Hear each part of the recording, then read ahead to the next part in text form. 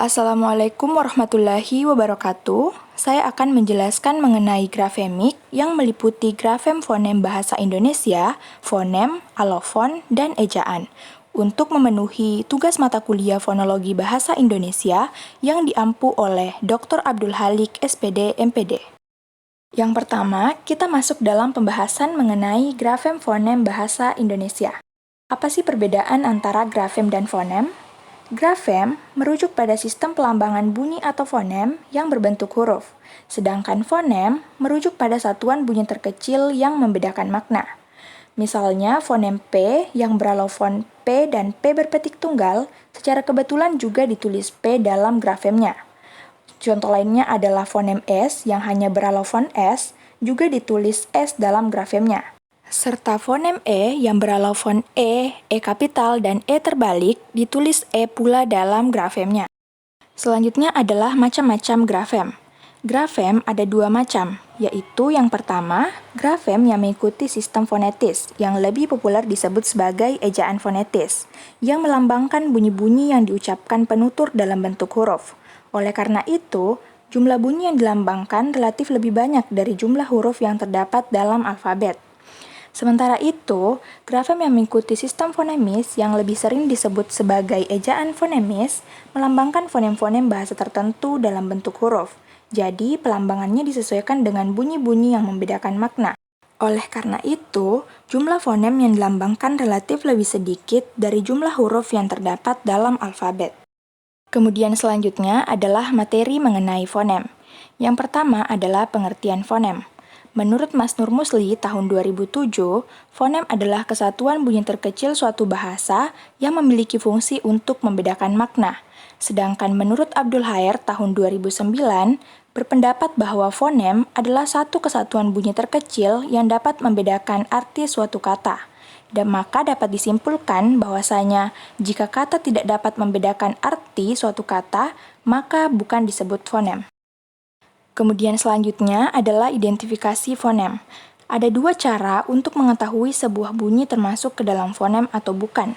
Yang pertama adalah dengan mencari pasangan minimal atau minimal pair, yaitu dua buah bentuk kata yang memiliki kemiripan bunyi dan hanya memiliki sedikit perbedaan. Misalnya, kata laba dan kata raba. Kedua kata tersebut memiliki kemiripan.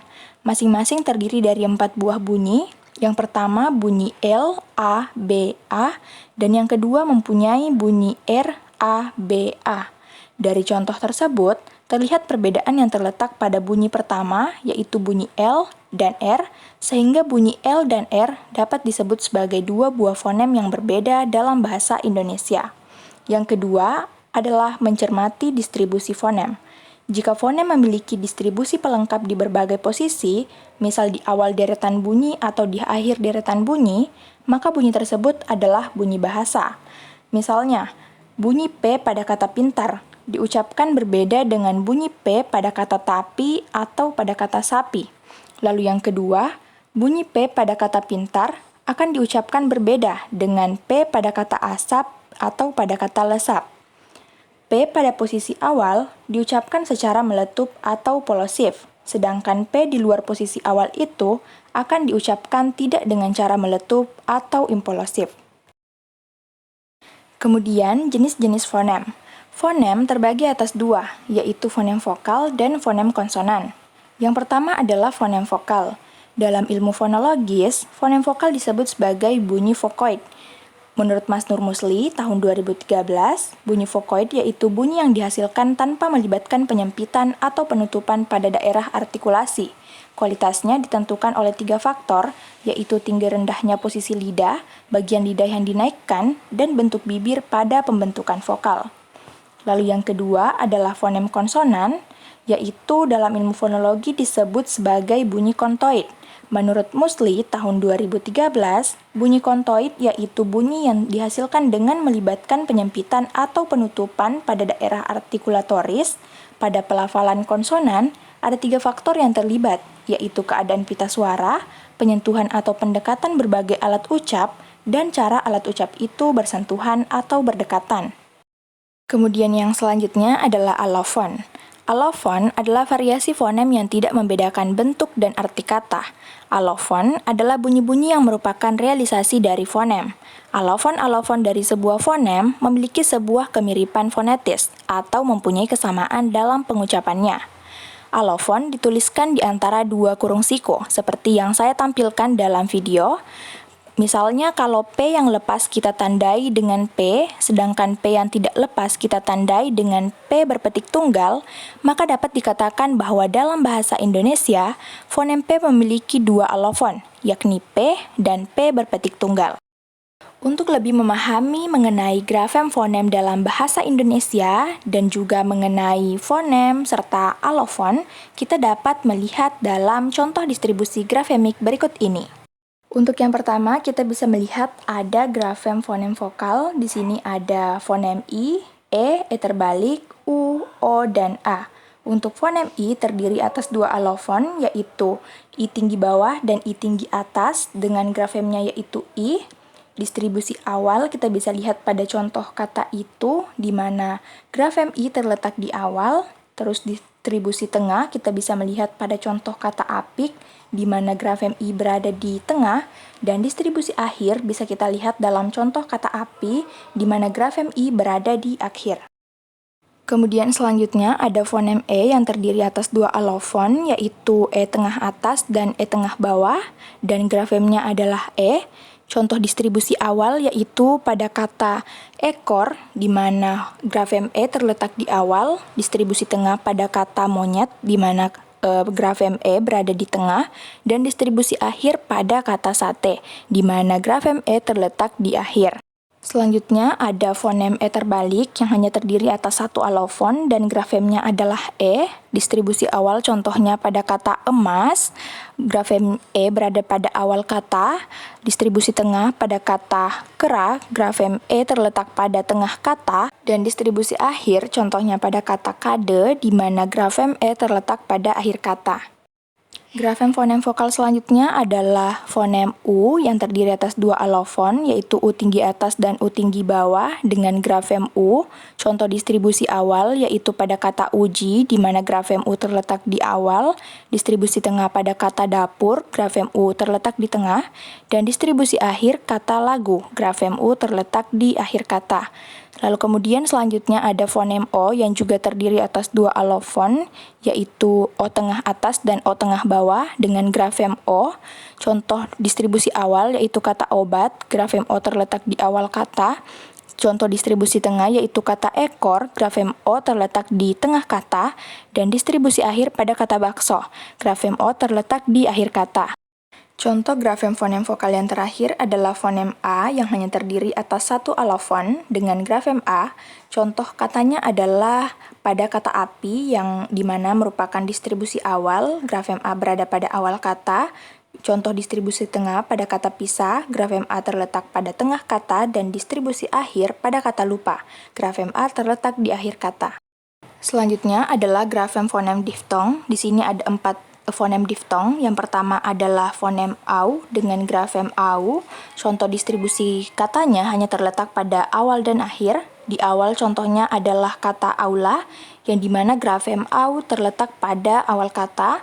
Dan yang kedua adalah pada kata pulau, di mana grafem au terletak pada akhir kata, yaitu pada kata pulau. Lalu selanjutnya ada fonem ai dengan grafem ai. Contoh distribusinya hanya terletak pada akhir kata, yaitu contohnya pada kata landai. Lalu kemudian fonem oi dengan grafem oi, contoh distribusinya juga hanya terletak pada akhir kata, yaitu pada kata sekoi. Dan fonem ei dengan grafem ei juga hanya terletak pada akhir kata, contoh katanya pada kata survei. Kemudian yang selanjutnya adalah grafem fonem konsonan. Yang pertama adalah fonem B, yang terdiri atas dua alofon, yaitu alofon B dan P, dengan satu grafem, yaitu grafem B. Distribusinya contohnya pada awal kata, yaitu pada kata baku, di mana grafem B terletak pada awal kata. Contoh distribusi tengah, yaitu pada kata rebut, di mana grafem B terletak di tengah kata. Dan distribusi akhir pada kata jawab, grafem B terletak di akhir kata. Kemudian yang kedua ada fonem P yang hanya terdiri atas satu alofon, yaitu P, dengan grafem P pula. Kemudian distribusinya juga ada 3, awal, tengah, dan akhir. Pada awal kata, contohnya adalah kata paku, di mana grafem P terletak pada awal kata. Distribusi tengah pada kata bapak, di mana grafem P terletak di tengah kata. Dan distribusi akhir pada kata sikap, grafem P terletak di akhir kata. Kemudian yang selanjutnya adalah fonem M. Fonem M juga hanya terdiri atas satu alofon dan juga satu grafem, yaitu M.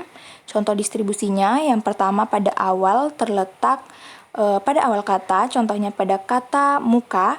Kemudian distribusi tengah pada kata aman, di mana grafem M terletak pada tengah kata. Dan distribusi akhir pada kata dalam, grafem M terletak di akhir kata. Kemudian yang selanjutnya ada fonem W, yang juga hanya terdiri atas satu alofon dan terdiri atas dua grafem, yaitu grafem W dan grafem U.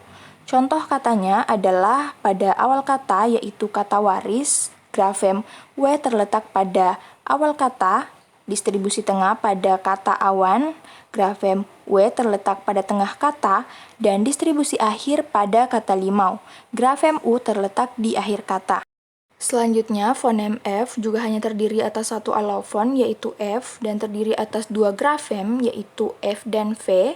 Contoh distribusinya, pada awal kata itu ada kata fasih, grafem F terletak pada awal kata. Kemudian ada kata vitamin, grafem V terletak pada awal kata. Distribusi tengah, contohnya kata sifat, grafem F terletak pada tengah kata. Dan pada kata aftur, grafem V terletak pada tengah kata. Kemudian distribusi akhir pada kata aktif, grafem F terletak pada akhir kata. Kemudian ada fonem D yang terdiri atas dua alofon, yaitu alofon D dan T, dan satu grafem, yaitu grafem D. Contoh distribusi awal yaitu pada kata data, di mana grafem D terletak pada awal kata. Distribusi tengah pada kata adat, grafem D terletak pada tengah kata. Dan distribusi akhir pada kata abad, grafem D terletak pada akhir kata. Lalu ada fonem T yang hanya terdiri atas satu alofon, yaitu T, dan juga hanya terdiri atas satu grafem, yaitu T. Contoh distribusi awal pada kata tari, grafem T terletak pada awal kata. Distribusi tengah pada kata batik, grafem T terletak pada tengah kata. Dan distribusi akhir pada kata dekat, grafem T terletak pada akhir kata. Kemudian ada fonem N yang juga hanya terdiri atas satu alofon dan satu grafem. Contoh distribusi awalnya yaitu pada kata nasi, grafem N terletak pada awal kata. Distribusi tengah pada kata tanam, grafem N terletak pada tengah kata. Dan distribusi akhir pada kata jalan, grafem N terletak pada akhir kata. Kemudian fonem L yang juga hanya terdiri atas satu alofon dan satu grafem. Distribusi awal contohnya pada kata lari, grafem L terletak pada awal kata. Distribusi tengah pada kata malam, grafem L terletak pada tengah kata. Dan distribusi akhir pada kata batal, grafem L terletak di akhir kata. Kemudian selanjutnya ada fonem R yang juga hanya terdiri atas satu alofon dan satu grafem. Distribusi awal pada kata rasa, grafem R terletak pada awal kata. Distribusi tengah pada kata keras, grafem R terletak pada tengah kata. Dan distribusi akhir pada kata benar, grafem R terletak pada akhir kata. Lalu ada fonem Z yang juga hanya terdiri atas satu alofon dan satu grafem. Distribusi awal pada kata zakat, grafem Z terletak pada awal kata. Distribusi tengah pada kata razia, grafem Z terletak pada tengah kata. Dan distribusi akhir pada kata aziz, grafem Z terletak pada akhir kata. Selanjutnya adalah fonem S yang juga hanya terdiri atas satu alofon dan satu grafem, yaitu S. Contoh distribusinya yang pertama pada awal kata, itu ada kata sakit, grafem S terletak pada awal. Distribusi tengah pada kata asap, grafem S terletak pada tengah kata. Dan distribusi akhir pada kata balas, grafem S terletak pada akhir kata. Lalu yang kedua, ada fonem seperti yang dilambangkan dalam video, yang alofonnya juga sama. Lalu kemudian grafemnya yaitu SY. Contohnya pada awal kata yaitu pada kata syahid, grafem SY terletak pada awal kata. Tengah kata contohnya adalah kata asyar dengan grafem SY yang terletak pada tengah kata, dan pada akhir itu tidak ada distribusinya. Selanjutnya adalah fonem N bertilde dengan alofon yang sama dan grafemnya adalah NY, contoh distribusi awal pada kata nyala, grafem NY terletak pada awal kata, dan contoh pada distribusi tengah adalah pada kata banyak, grafem NY terletak pada tengah kata. Lalu ada fonem J yang juga hanya terdiri atas satu alofon dan satu grafem yaitu J. Pada awal kata, contoh distribusinya adalah pada kata jala, grafem J terletak pada awal kata dan pada tengah kata pada kata ajal. Contoh grafemnya yaitu grafem J terletak pada akhir kata. Lalu ada fonem C dengan satu alofon dan satu grafem juga. Contoh distribusi awalnya yaitu pada kata cari dan contoh distribusi akhirnya yaitu pada kata acar. Lalu fonem Y yang juga hanya terdiri atas satu alofon yaitu Y dan terdiri atas dua grafem yaitu grafem Y dan grafem I. Contoh distribusi awal yaitu kata yatim yang dimana grafem Y terletak pada awal kata, distribusi tengah pada kata ayun, grafem Y terletak pada tengah kata dan distribusi akhir pada kata lalai, grafem I terletak pada akhir kata. Selanjutnya adalah fonem G yang terdiri atas dua alofon yaitu G dan K dan terdiri pula atas dua grafem yaitu G dan K. Yang pertama pada distribusi awal contohnya pada kata gila untuk grafem G dan distribusi tengah pada kata lagu untuk grafem G serta distribusi akhir pada kata gudeg untuk grafem K. Lalu yang selanjutnya ada fonem K yang juga hanya terdiri atas satu alofon dan satu grafem. Distribusi awal contohnya pada kata kira di mana grafem K terletak pada awal kata, distribusi tengah pada kata akal, grafem K terletak pada tengah kata, dan distribusi akhir pada kata jarak. Grafem K terletak pada akhir kata. Selanjutnya ada fonem N berekor dengan alofon yang sama serta grafem yaitu eng. Contoh distribusi awal yaitu pada kata nganga dengan grafem eng terletak pada awal kata, distribusi tengah pada kata angin, grafem eng terletak pada tengah kata, dan distribusi akhir pada kata abang, grafem eng terletak pada akhir kata. Lalu yang selanjutnya ada fonem X dengan alofon yang sama dengan grafem yaitu KH. Contoh distribusi awal yaitu pada kata khas, grafem KH terletak pada awal kata, distribusi tengah kata akhir, grafem KH terletak pada tengah kata, dan distribusi akhir pada kata tarik, grafem KH terletak pada akhir kata. Lalu yang selanjutnya ada fonem H dengan alofon dan grafem yang sama. Distribusi awal contohnya pada kata habis, grafem H terletak pada awal kata, distribusi tengah kata bahu, grafem H terletak pada tengah kata, dan distribusi akhir pada kata sudah, grafem H terletak pada akhir kata. Grafem fonem konsonan yang terakhir adalah fonem glotal atau yang biasa disebut sebagai bunyi glotal dengan alofon yang sama. Fonem atau bunyi glotal ini memiliki dua grafem yaitu grafem K dan grafem O terhambat. Contoh pada distribusi awal itu tidak ada, sedangkan pada distribusi tengah, contohnya pada kata nikmat untuk grafem K dan pada kata saat untuk grafem O terhambat. Lalu kemudian pada distribusi akhir, contohnya adalah kata bapak untuk grafem K. Materi grafemik yang terakhir adalah ejaan. Ejaan ialah pelambangan fonem dengan grafem atau huruf besar atau miring. Sebagai sistem ortografi, dalam ejaan termuat kaidah tentang penulisan atau pemakaian yang pertama, huruf, kata istilah, kata serapan, gabungan kata, bilangan, kata ganti, dan preposisi. Dan yang kedua untuk tanda-tanda baca dalam kalimat dan bagian-bagiannya. Ejaan yang disempurnakan atau EYD tidak sama dengan ejaan Van Ophuijsen dan ejaan Suwandi. Ejaan yang disempurnakan menerapkan dua sistem ejaan yang merupakan gabungan dari ejaan fonemik sebagai basis EYD dan ejaan etimologi. Yang pertama adalah ejaan fonemik sebagai basis EYD, menyatakan bahwa setiap huruf atau grafem melambangkan sebuah fonem setelah dibuat pengukuran bunyi. Misalnya adalah ejaan fonemik TJ untuk melambangkan fonem konsonan C dan huruf DJ sebagai lambang konsonan J. Terus yang kedua adalah ejaan etimologi, yaitu sistem ejaan yang mengatur setiap kata serapan dalam bahasa Indonesia, ditulis menurut bentuk aslinya. Misalnya adalah kata serapan dari bahasa Belanda, yaitu bank sebagai lembaga keuangan dan santie sebagai sanksi. Itulah tadi penjelasan mengenai grafemik yang meliputi grafem fonem bahasa Indonesia, fonem, alofon, dan ejaan. Serta ada pula penjelasan mengenai distribusi grafemik agar lebih memahami materi mengenai grafemik. Sekian dan terima kasih. Wassalamualaikum warahmatullahi wabarakatuh.